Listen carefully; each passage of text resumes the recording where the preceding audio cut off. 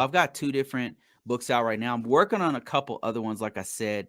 Those are coming out really soon. It's gonna be about how to get into cybersecurity, how to get into cybersecurity. I don't I'm pretty sure I'm gonna sell on Amazon. I probably have 2 different versions of it.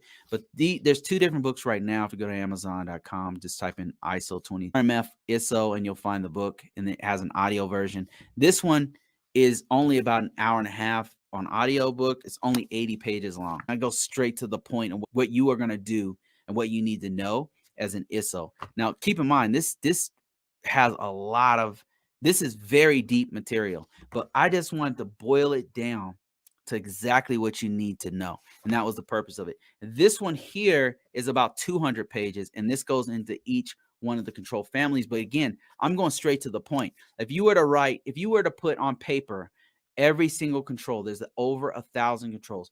It'd be as thick as a phone book, and you'd have to write the letters really tiny. So there's a lot of information here, and what I'm doing is focusing on what you need to do if you're going into this field. This is a very niche market. Not everybody needs this, by the way. The other book I'm reading will be a little bit more for more people.